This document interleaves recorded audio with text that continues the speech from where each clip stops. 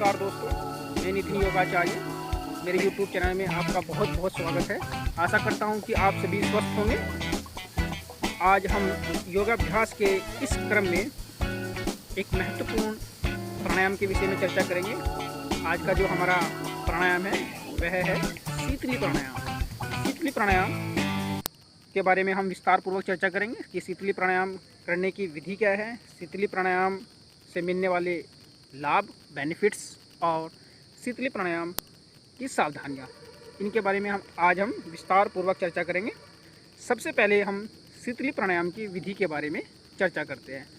शीतली प्राणायाम करने से पूर्व मैं हर वीडियो में आपको बताता हूँ कि सबसे पहले आपको अपने शरीर की स्थिति का विशेष ध्यान रखना है।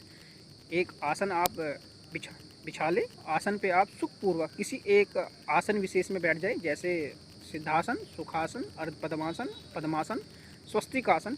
किसी एक आसन में आप बैठ सकते हैं। पलोथी मार के भी बैठ सकते हैं, वो भी सुखासन ही है। जैसे मैं बैठा हूँ, आप इस प्रकार भी बैठ सकते हैं। इस आसन में भी, इसका नाम भी सुखासन ही है।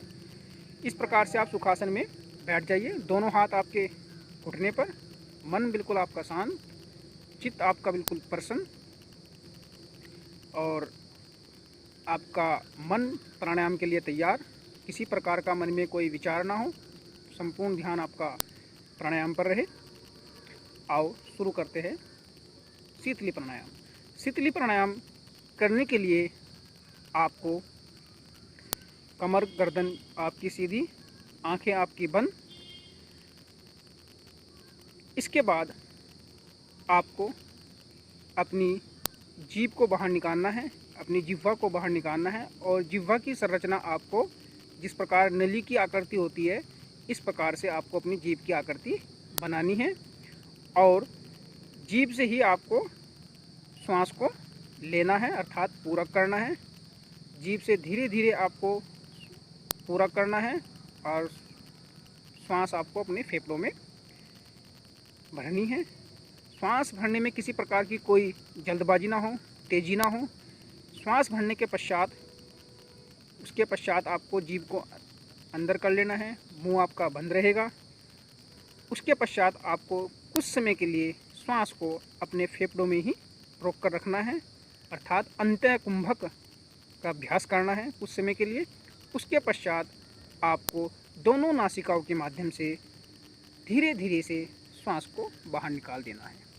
इसमें आपको विशेष सावधानी ये रखनी है कि श्वास आपको जिह्वा के माध्यम से लेना है और छोड़ना आपको दोनों नासिकाओं के माध्यम से है।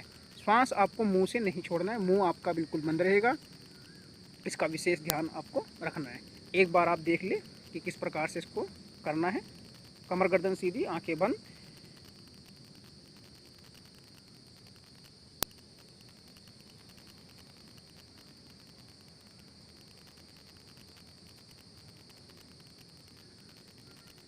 जीभ से ही श्वास को लेना है, जीभ आपकी अंदर, मुंह आपका बंद। अंतः कुंभक अर्थात श्वास को कुछ समय के लिए आपको अंदर ही रोक के रखना है।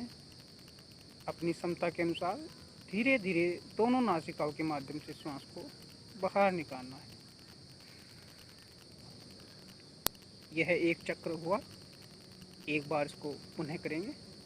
जीभ को आपको धीरे से बाहर निकालना है और नली जैसी जीभ की संरचना बनानी है और धीरे धीरे इस नली नुमा जीभ के माध्यम से फेफड़ों में श्वास को धीरे धीरे भरना है और जीभ को धीरे से अंदर करना है, मुंह बंद। कुछ समय के लिए श्वास को अंदर ही रोक के रखना है, अंतः कुंभक का अभ्यास करना है और दोनों नासिकाओं के माध्यम से उसके पश्चात आपको श्वास को बाहर निकाल देना है। एक बार पुनः आप देख ले।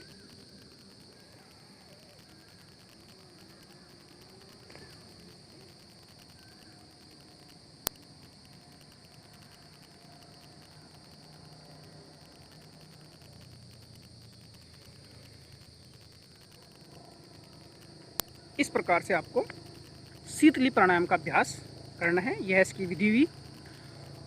अब इसको कितनी बार करना है? जो नए साधक है वह इसके शुरुआत में 5 से 10 चक्र कर सकते हैं, अर्थात 5 से 10 साइकिल इसकी आप कर सकते हैं। जब आपका अभ्यास काफ़ी बढ़ जाएगा तो आप इसको कर भी सकते हैं, ज़्यादा भी कर सकते हैं। लेकिन इसमें कुछ आपको हम सावधानी बताएंगे। सबसे पहले हम इसकी लाभ के विषय में चर्चा करेंगे कि शीतली प्राणायाम करने से शरीर पर क्या क्या प्रभाव पड़ते हैं, अर्थात क्या क्या लाभ प्राप्त होते हैं। प्रथम लाभ, शीतली प्राणायाम करने से मन प्रसन्न रहता है, मन खुश रहता है, चित्त प्रसन्न होता है। और दूसरा लाभ शीतली प्राणायाम का जो है, आपको नाम से भी विधिवत ज्ञात हो ही रहा होगा, शीतली अर्थात शीतलता देने वाला। शीतली प्राणायाम करने से शरीर में शीतलता का संचरण होता है, अर्थात शीतलता आती है, गर्मी का ह्रास होता है, अर्थात पित्त का ह्रास होता है। अर्थात पित्त दोष को ख़त्म करने के लिए शीतली प्राणायाम बहुत ही उत्तम प्राणायाम है। तीसरा जो उसका बेनिफिट्स है शीतली प्राणायाम का, वह यह है कि यकृत अर्थात लीवर और प्लीहा, इसको एक्टिव करने के लिए, इसको सक्रिय करने के लिए शीतली प्राणायाम बहुत ही अच्छा प्राणायाम है, बड़ा अच्छा प्रभाव है लीवर और स्प्लीन पर। नेक्स्ट जो उसका बेनिफिट है हाई बीपी के लिए। हाई बीपी के लिए मैंने अपनी पिछली वीडियो में चंद्रभेदी प्राणायाम के विषय में भी जब आपको बताया था कि चंद्रभेदी प्राणायाम के बारे में मैंने वीडियो बनाई थी, उसमें भी मैंने हाई बीपी के विषय में चर्चा की थी कि ये चंद्रभेदी प्राणायाम भी हाई बीपी के लिए है और शीतली प्राणायाम भी आपका हाई बीपी के लिए, उच्च रक्तचाप के लिए बहुत ही अच्छा प्राणायाम है। शीतली प्राणायाम से हाई बीपी की समस्याएं ख़त्म होती है। ऐसे व्यक्ति जिनको हाई बीपी की समस्या रहती है वह इसका अभ्यास कर सकता है। उसके पश्चात जो उसका अगला बेनिफिट्स है, ब्लड को प्योरीफाई करने के लिए, रक्त को शुद्ध करने के लिए। ऐसे व्यक्ति जिनका रक्त दूषित हो गया है तो ऐसे व्यक्ति को शीतली प्राणायाम का अभ्यास करना चाहिए। शीतली प्राणायाम करने से रक्त की शुद्धि होती है, ऑक्सीजन की मात्रा बढ़ती है शरीर के अंदर। जब ऑक्सीजन की मात्रा बढ़ेगी तो रक्त भी आपका शुद्ध होगा। अगला बेनिफिट्स, प्यास बुझाता है। हमें बार बार बहुत ज़्यादा प्यास लगती है, पानी पीने के बाद भी प्यास नहीं बुझती, ऐसे व्यक्ति को शीतली प्राणायाम का अभ्यास करना चाहिए।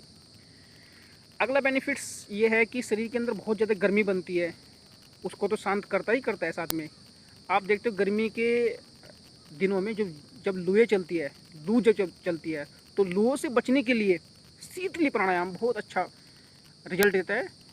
आप शीतली प्राणायाम का अभ्यास कर सकते हैं लूओं से बचने के लिए। लूओं से भी हमें यह शीतली प्राणायाम बचाता है।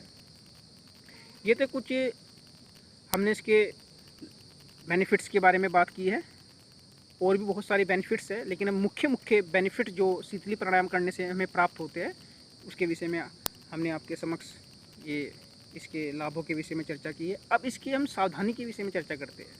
इसकी सावधानी क्या है, किन कंडीशंस में हमको शीतली प्राणायाम नहीं करना चाहिए। पहली कंडीशंस क्या है, लो बीपी। ऐसे व्यक्ति जिनको लो बीपी की समस्या है, ऐसे व्यक्ति को शीतली प्राणायाम बिल्कुल नहीं करना है।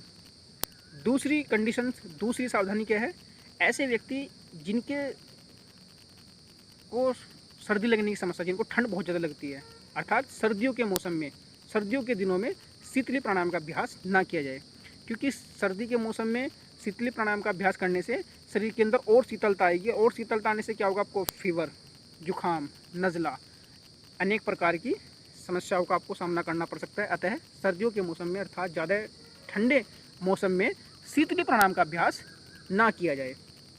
अगला बेनिफिट इसका जो कंडीशंस है, अगली जो उसकी सावधानी है, पुरानी कब्ज। ऐसे व्यक्ति जिनको क्रॉनिक कॉन्स्टिपेशन की समस्या है, पुरानी कब्ज जिनको है, ऐसे व्यक्तियों को शीतली प्राणायाम का अभ्यास नहीं करना है। नेक्स्ट जो उसकी सावधानी है, अगली जो उसकी सावधानी है, जिनको कफ की समस्या है, ऐसे व्यक्तियों को भी शीतली प्राणायाम का अभ्यास नहीं करना है। तो इसकी कुछ मुख्य सावधानी जो थी आपको जो ध्यान रखनी है, और इसका बेनिफिट्स आप ले सकते हो, परंतु सावधानी का आपको विशेष ध्यान रखना है। आज के लिए इतना ही। आशा करता हूँ आपको वीडियो अच्छी लगी होगी। अगर वीडियो आपको अच्छी लगी है तो कमेंट करके मुझे बताएं कि वीडियो में आपको क्या अच्छा लगा है, कुछ कमी रही है वीडियो में तो वो भी बताएं कि वीडियो में आपको कौन कौन से विषय और चाहिए आपको योग के परिप्रेक्ष्य में। तो वो भी हम कोशिश करेंगे कि आगे उसको वीडियो बना के उसकी डाली जाए। धन्यवाद। ओम।